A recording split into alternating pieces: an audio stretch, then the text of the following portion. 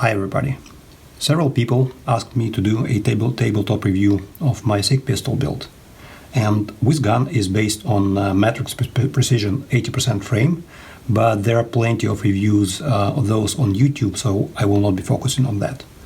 Instead, one thing which is truly unique about this gun is its caliber. It is not a typical 9mm, it is a high-performance, low-recoil 22 TCM round. I don't know how many SIGs chambered in this round are in existence, but I would expect very few, as they were never commercial produced.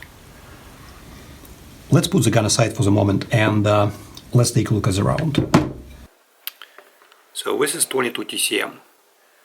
The round was designed for personal defense weapon style firearms with goal to duplicate performance of this round, 5.7 by 28, and it gets pretty close to that, delivering about 500 joules from pistol size barrel and about 900 joules from rifle size barrel.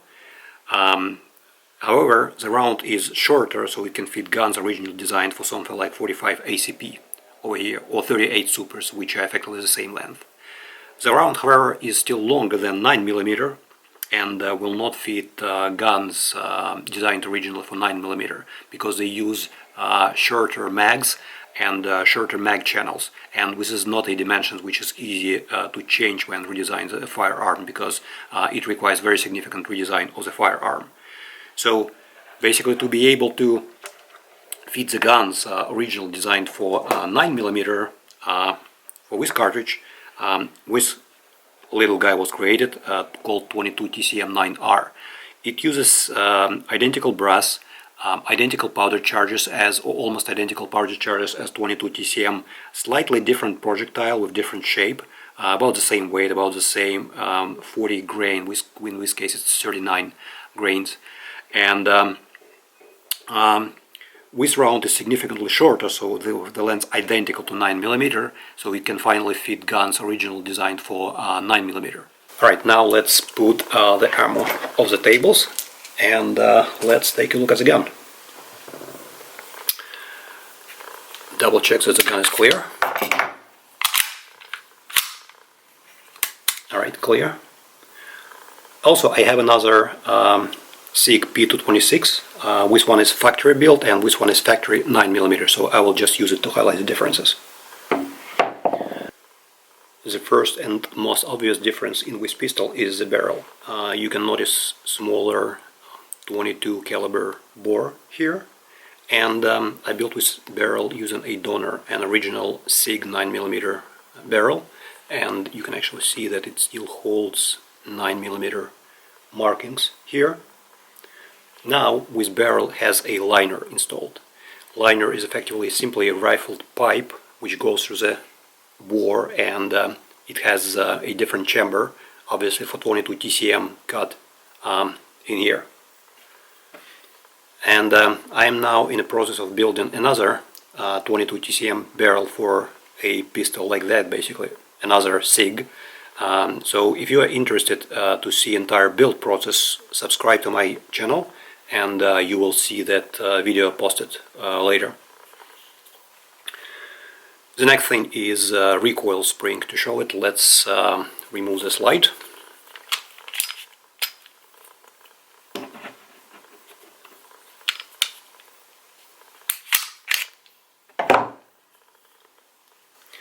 While this round has comparable muzzle energy to 9mm, it has significantly less recoil impulse. As a result, the gun will not cycle with the original recoil spring.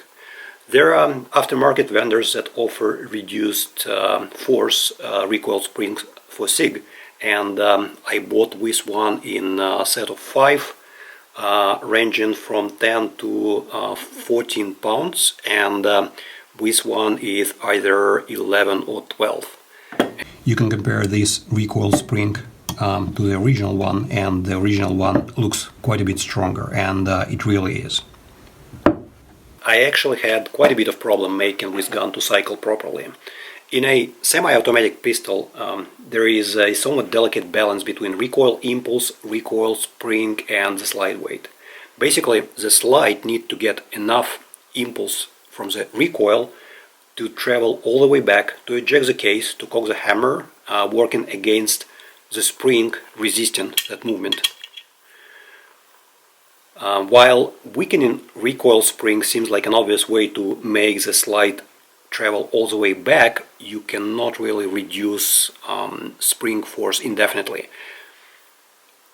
The spring must be strong enough that on the way back it will overcome friction and resistance during the feeding cycle. So it will strip around, chamber it, lock the action, and will do it reliably. Otherwise you will end up with failures to feed. Now let me show some of the recording I made during the troubleshooting phase, so you can see both type of malfunction when recoil spring was too strong and rounds failed to eject, and then recoil spring was too weak and the rounds failed to chamber. So here I have 13 or 14 pounds recoil spring installed, and you see that round did not eject. So slide moved backward a little bit and it just gets stuck.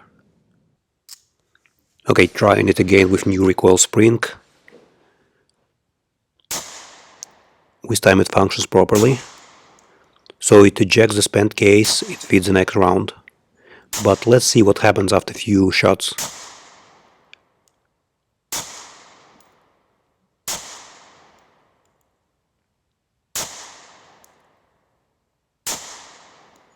Okay, so the slide did not go into full forward position now.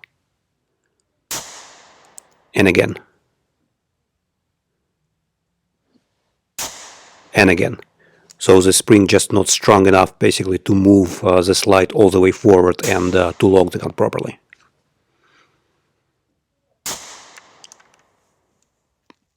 At some point working on this build I realized that reducing spring is not enough really to make this gun function properly, and I made some cuts lightening the slide. Let me show those.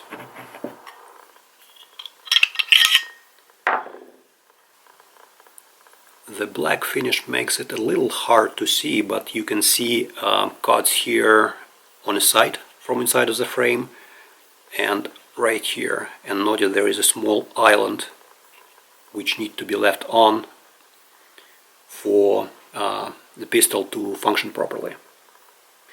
I cannot tell you if this is absolutely necessary to make cuts like that, but what I can tell you is 22 TCM Glock conversion kit from Armscore uses a dedicated slide with many lightening cuts, so I assume they came to the same conclusion that that slide needs to be lightened compared to 9mm to make this gun function properly. Now let me put it back together.